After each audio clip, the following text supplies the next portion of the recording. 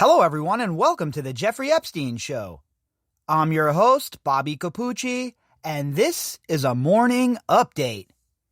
Obviously, we have the Ghislaine Maxwell deposition coming out later on today, and we will get to that once it drops.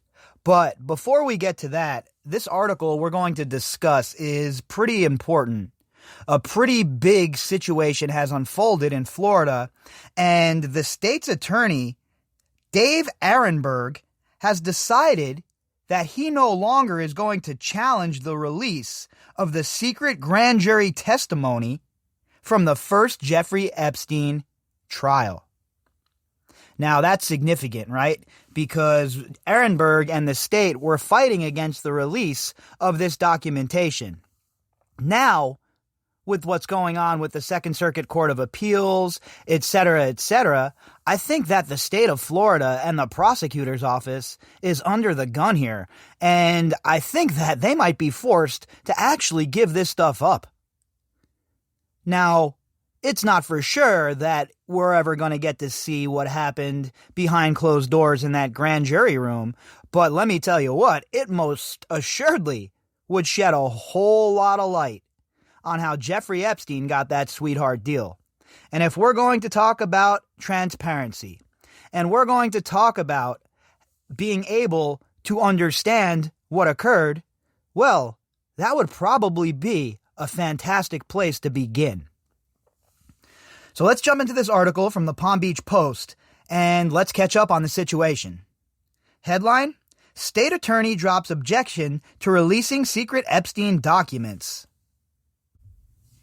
Court still considering Palm Beach Post's pursuit of secret proceedings. Authored by John Pacenti. Palm Beach County State Attorney Dave Ehrenberg has reversed course and now says he would welcome the release of secret grand jury testimony that may shine light on why a predecessor went so easy on sexual predator Jeffrey Epstein. And his predecessor was Barry Krischer. We've talked about him a lot here on the podcast. He was the scoundrel that cooked up this deal that made everything happen for Jeffrey Epstein and his band of disgusting, depraved, sick bastards. If it wasn't for this terrible work by the prosecutors in Florida here, then the non-prosecution agreement would have never been in place, and all of these people would have been prosecuted a very, very long time ago. But because of the terrible job done by Barry Krischer and the state of Florida when they were prosecuting Jeffrey Epstein, well, we all know what happened instead. The decision by the county's top prosecutor removes one impediment to the release of the testimony. The incoming Palm Beach County clerk and comptroller, Joe Abruzzo, also says he is open to releasing the records if he can do so legally. Well, leave it up to the Goomba, huh? The Paisan shows up. He's like, look, we're releasing all of these records. Vinny, get me the bat. So it's good to see that Joe Abruzzo, who is the incoming comptroller, says that he's down to get this party started. Pretty big deal. Now we have the top prosecutor of the state and the incoming county clerk comptroller who says he's ready to rock. So what is stopping the release of these grand jury documents? But the county's chief circuit judge, Krista Marks, has ruled that the Palm Beach Post does not have the right under state law to pursue public access to 2006 grand jury transcripts that resulted in just one charge against Epstein of solicitation of prostitution. And we know that Krista Marks had a relationship with Barry Krischer. So how she didn't recuse herself from this is beyond me in the first place. Second of all, what is she so worried about? What is this, a state secret? This is a national security emergency. We can't let anyone know who Jeffrey Epstein was abusing. I mean, really? None of it passes the sniff test in Florida. And Judge Krista Marks is right at the center of all of it right now. Marks has now assigned the case to Palm Beach County Circuit Judge Donald Haffel, who is being asked to decide whether the Epstein grand jury materials may be released to the Post under the First Amendment in furtherance of justice as provided by Florida law. So, Marks, who is the chief circuit judge, so the head honcho, has passed the case off now to a different judge. Yeah, I'm sure that she didn't handpick that judge or anything, right? Again, I hate to be so skeptical about things when it comes to judges and prosecutors, but they have a proven track record of being scoundrels. They have a proven track record of screwing the people that they're supposed to be protecting. So I'm going to remain skeptical of them until they walk the walk instead of talk the talk. In its investigation, Jeffrey Epstein, the first failure, sources told the Post that then State Attorney Barry Krischer's office brought only one teenage survivor before the grand jury and undermined her by showing the jury her social media pages. Now remember, we were talking about that as well. The strategy was to make these girls look like they weren't credible by painting them as girls that are sexually active, girls that are drinking, and they might have even, are you guys ready for this? This is a bad one. I don't know. They might have even smoked some pot. Oh my God. Pot? You can't believe a word they say. It is, the way that these girls were absolutely demeaned behind the scenes, the way their names were dragged through the mud by Mr. I Kept My Underpants On and the rest of the dream team of scumballs that Epstein put together, it is absurd. And then all of those girls that came forward, there is only one teenage survivor that's brought before this grand jury?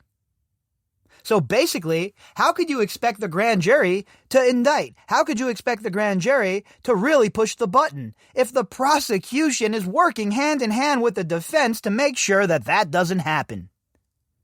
And if that is not the case, then let us see the transcripts for ourselves. The Post investigation also found that Krischer, a 4-term state attorney, treated the survivors as if they were prostitutes, even though they were not of age to consent to sex. His prosecutors never even interviewed them. Yeah, why would he bother interviewing them? The whole entire investigation was in the bag for Epstein from the very beginning. Imagine being one of these little girls' parents, and your daughter had the courage, and she comes to you, and she says to you, "Dad, I was abused by this man," and of course you're irate. You go to the police, and then you come to find out that only one girl that came forward had the chance to tell her story to the grand jury, and meanwhile, on top of that, the prosecutor was painting your daughter as a prostitute? Let me tell you what, it would be bang time. I'd freak out. And that's what this guy did. That's what the state of Florida did. How dare they get away with this? How dare there be no repercussions for the people involved? Aaron Berg has been close to Krischer since assuming office in 2012, allowing him to work as a volunteer and be sworn in as an assistant state attorney. Krischer's former spokesperson, Mike Edmondson, also works for Aaron Berg, a Democrat who won a third 4-year term this year without opposition. Look, it is always about nepotism, and these guys seem to handpick their successors in some places. And again, I don't trust Barry Krischer as far as I could throw him, or Aaron Berg for that matter. He should have never been against this in the first place. But he knows which way the winds are turning. He knows what the smell is now, and he understands that there's no shelf life protecting Krischer. There's no shelf life hanging out with these scumbags who were involved in the first go-around, because the hammer is coming down. People have had enough. People want justice, and really what people want is the justice system to function correctly. The 2-tier justice system must be done away with. It's glaring at you right here, folks. Look how these girls who were abused were treated, and then flip that around and look how Epstein was treated, even after convicted. If that doesn't show you the two-tier justice system, if that doesn't show you the effects of it, and how the game is rigged, then I don't know what will. These girls who were abused by this scumbag were turned into something that they most certainly were not. Prostitutes, they were little girls. Furthermore, Krischer worked for Sheriff Rick Bradshaw, whose office granted Epstein a cushy work release program and a comfortable jail cell on an empty wing of the county stockade when the serial molester served 13 months of an 18-month sentence. Do you see how it's all interconnected? Krischer worked for Rick Bradshaw, and then Rick Bradshaw's office, well, they gave Epstein that the cushy work release program, the setup, and it was all like a chain reaction, all chained and tied together, right? The girls who come forward, the little girls who came forward from the high schools and the malls, and they're prostitutes. They're deplorable human beings. But Jeffrey Epstein, well, we're going to make sure he's taken care of real well as we can from behind bars. Don't worry, Jeffrey, you're not going to really do any time. You might have to sleep here, but that's it. Meanwhile, these girls have to live with forever the things that Jeffrey Epstein, Ghislaine Maxwell, and the rest of the bipedal serpents did to them. Ehrenberg initially argued against releasing the transcript, saying the Post lawsuit was frivolous because state statute explicitly says grand jury testimony can only be released for the use by the defense or prosecution in a civil or criminal case, but for no other purpose whatsoever. Look, there are a certain limit to the rules of secrecy. We've seen grand jury testimony become public knowledge before, all right? So let's see it again here. Enough with the technicalities, enough with the loopholes, you disgusting, rotten bastards. The Post attorneys argued that Ehrenberg was trying to push grand jury secrecy too far. The release of the grand jury transcript remains an opportunity for institutions to not shield the sordid and the powerful, but instead to further justice, attorneys argued in March. And that's exactly what it is, right? Enough with protecting these people. What are they, the nobility class of the Middle Ages? What are we, living in a feudal society where we have no rights and they get everything that they want always? I know that's how society has become, but guess what? The party's over for these people. Everybody around the world's waking up, and people have had enough of being abused. People have had enough of being lied to, and people most certainly have had enough of having their feelings manipulated. And these state prosecutors and their veil of secrecy and their operation in the shadows must be brought to light. But Ehrenberg's position shifted last week. In an October 14 filing, his Ferdinanda Beach attorney, Doug Weiler, wrote, "The state attorney has no objection and never has any objection to the clerk releasing the records sought by the plaintiff." Well, that's quite the reversal, huh? Considering we know that he said that it was frivolous, now all of a sudden he's never been against it. Come on, you got the wrong guy. You got the wrong state attorney, folks. They all operate with this doublespeak, and they all think that the 24-hour news cycle is going to save them. But what they never thought about was that we'd be here cataloging all of these articles for about 386 straight days now. 747, 748 articles. Well, they're not pulling the wool over our eyes, are they, folks? Ehrenberg's filing reiterated that his office is not in possession of the grand jury materials, but that the clerk does have them. So he's saying that his office doesn't have the materials. You got to go talk to the county clerk. She has them. Something the community should have. Sharon Bach, the current clerk, has said she has no authority to release the transcripts without a judge's order, but her successor in waiting, Abruzzo, said he feels the public has a right to know what happened. Abruzzo appears on the November 3rd ballot for clerk with only a write-in candidate against him. He would take office January 4th. All right, well, if you're down there in Palm Beach, I think you should probably vote this Abruzzo character in, huh?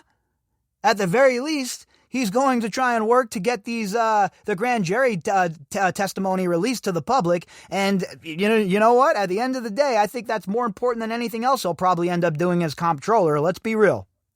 So I really hope that this Abruzzo character gets in and they can get this worked out, and we could see what happened in that grand jury, because I think it'll blow the doors off of this. The deposition, the grand jury documents. Let's get some receipts here, okay? Let's sort it all out. That's all I've ever wanted from the very beginning: transparency and justice.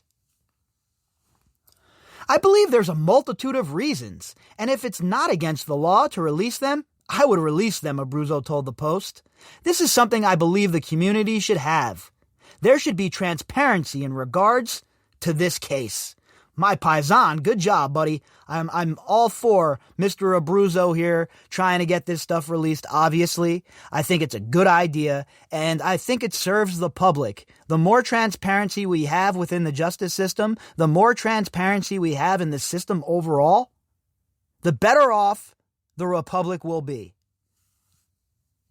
The Post isn't alone in seeking the transcripts to determine whether Krischer protected Epstein during jury proceedings. Treasure Coast State Attorney Bruce Colton has gone to court to get them. He and the Florida Department of Law Enforcement were appointed by Governor Ron DeSantis to investigate irregularities surrounding the prior state investigation into Epstein and Bradshaw's in-custody handling of Epstein.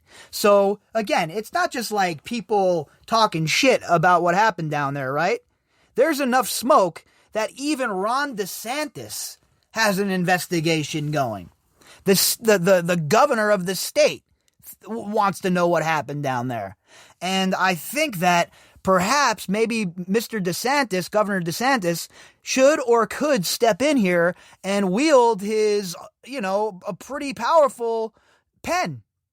We know that these governors are powerful enough to shut down our economies. You mean to tell me he can't step in and demand that these guys get these transcripts released? I think he can. Marks also rejected Colton's attempts to get the grand jury testimony. Colton's lead attorney, Lev Evans, did not return calls for comment about Ehrenberg's shift.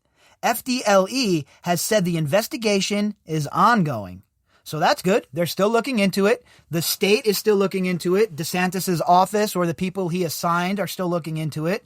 So maybe a few emails to Ron DeSantis if you're a constituent in Florida, and try and nudge him in the right direction, folks. After Krischer, case went to the feds. Epstein was found hanged in a Manhattan jail cell on August 10th, 2019. After he was charged in New York with sex trafficking of underage girls, what he should have been charged with the first time around.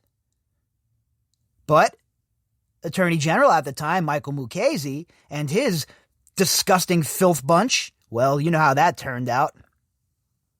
The new charges drew nationwide outrage in the wake of the Me Too movement on how federal authorities in Florida went easy on Epstein, but little attention focused on Krischer's initial investigation and grand jury presentation.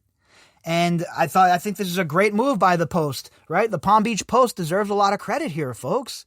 Why is it all of these local or smaller type outlets are the ones that are really doing the hard work here? Not the Gray Lady, not the Washington Post. But you have outlets like the Palm Beach Post that are really getting their nose to the ground, really digging in. Meanwhile, the rest of the Fourth Estate is busy gaslighting everybody all day, every day with BS nobody even cares about. All it is they report this kind of stupid-ass news to elicit a response from you, instead of informing you about what's going on in places like Palm Beach with this grand jury. This isn't on the news. What, is Rachel Maddow going to run this? Is Sean Hannity? No, because they don't care. It's all about their nonsensical, tribalistic battle. After Krischer took the case to the grand jury in 2006, Palm Beach police asked the U.S. Attorney's Office to investigate out of frustration with Krischer's approach, and we've covered all of that at length. You know, the Palm Beach Police Department was all over this. They did incredible work, and Krischer and the feds once again screwed the pooch. Once again, screwed everything up. But again, survivors were cast aside when federal prosecutors forged a non-prosecution agreement with Epstein without telling the survivors. The deal allowed Epstein to escape federal charges in exchange for pleading guilty in state court in 2008 to procuring a minor for prostitution, a charge that brought him sex offender status. Krischer was involved in arranging that deal, the Post found. Again, procuring a minor for prostitution. A minor cannot be a prostitute. A minor is a molested child. And Jeffrey Epstein and the rest like him are all sick, disgusting predators who should be chemically castrated. Epstein pleaded guilty to 2 prostitution-related charges and served much of his sentence on work release. One woman said she was flown in to have sex with Epstein at the office, where he worked under the gaze of sheriff's deputies while serving on work release. Well, those sheriffs and those deputies that were there that day, they have some answering to do. If I was this girl, if I was the woman's family, I'd sue the police department as well as Jeffrey Epstein. He's supposed to be remanded to your custody, but you let this sick, disgusting animal out so he can run around and continue to rape and molest people? Oh yeah, you're being held responsible as well. Believe that. Renewed focus on the non-prosecution agreement arranged by then U.S. Attorney Alex Acosta forced Acosta to resign in 2019 as U.S. Labor Secretary. Yeah, and as he should have. As he should have. He was involved. He didn't have the balls to stand up and tell them, no way, we're going to prosecute this. I don't care if this dude belongs to intelligence. I don't care who this dude is. He's doing this shit on American soil to American citizens. I'm prosecuting him. But no, Acosta didn't do that, so I'm not shedding any tears for Acosta. But I also live in the real world, and I also live in reality. I know that Acosta didn't make that decision on his own. I know that decision went all the way up to Mukasey. So if we're going to blame Acosta, and we should, we also must aim the double-barreled shotgun at those above him who signed off on this shit. It's their job to be the backstop. It's their job to step in and say, hey, whoa, what the hell's going on? But in this case, do you think Acosta worked this deal out on his own? Or do you think someone from on high tapped him on the shoulder and said, hey, look, you better take care of our boy Epstein, all right? The means justifies the end. Grand jury testimony released elsewhere. The issue of releasing grand jury testimony has gotten a higher profile over the summer in the Kentucky police shooting of Breonna Taylor. A court this month ordered the release of 15 hours of recorded grand jury proceedings after a juror disputed Kentucky Attorney General Daniel Cameron's explanation as to why no officer was charged in Taylor's killing by Louisville police. That's what we call precedent, my friends. If this was released, then why can't the Epstein stuff be released? As in the Epstein case, there was an accusation that the Attorney General misrepresented key facts to the panel. This is going to be the clincher here, folks. This precedent in the Breonna Taylor case, I'm speculating right here and right now that that's what they're going to use to argue in court to get these documents turned over and released to the public. This will be the basis of their argument. Grand jury transcripts were also released after a police officer in Ferguson, Missouri was not indicted in the 2014 shooting death of Michael Brown. Both of those cases involve suspected police officers still alive, not a 14-year-old case with a defendant who is dead. And that's another good point. The other people are alive, right? Those people are still alive and kicking. Meanwhile, Jeffrey Epstein's pushing up daisies. Either way, the Epstein case isn't going away. Not for the survivors, not for Epstein's enablers, and not for Krischer. Epstein's accusers are continuing to fight to prove that federal prosecutors violated the Crime Victims' Rights Act by not telling them about the non-prosecution agreement before it was a done deal. Yeah, for sure, and they should be. The law was put into place for this specific reason. And the people who wrote the law, the three people in Congress and Senate who wrote the law, co-signed it, even put an amicus brief in, saying that the way they used the law in the case, that was not the way the law was intended when it was put down on paper. What more do you need than that? That's like an author of a book coming up to you and telling you, no, you didn't tell that part of the story right. And you tell that author, you don't know what you're talking about, man. Beat it. And the Post continues its fight for the release of the grand jury. Epstein's accusers are continuing to fight to prove the federal prosecutors violated the Crime Victims' Rights Act by not telling them about the non-prosecution agreement before it was a done deal.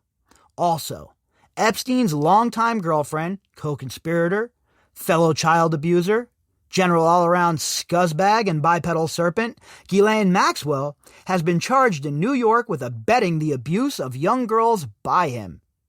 And the Post continues its fight for the release of the grand jury transcript in Palm Beach County. Staff writer Joe Capozzi contributed to this story. So look, the battle is raging on many fronts, folks. We've talked about this a lot. You know, this is like a war with many, many fronts where battles are being waged and where fights are happening. And the tide is starting to turn. If you look at the case overall, the tide is most certainly starting to turn. And we're getting a lot more documents out. We're getting a lot more context to the story. And I just hope that these judges that are hearing these cases are more like Judge Preska and a lot less like Judge Marks. If you'd like to contact me, you can do that at bobbycapucci@protonmail.com. That's BOBBYCAPUCCI@protonmail.com. You can also find me on Twitter at BOBBY_CAPUCCI. All of the links that go with this episode can be found in the description box. All right, everybody. I'll be back later on. Hope you all have a fantastic day.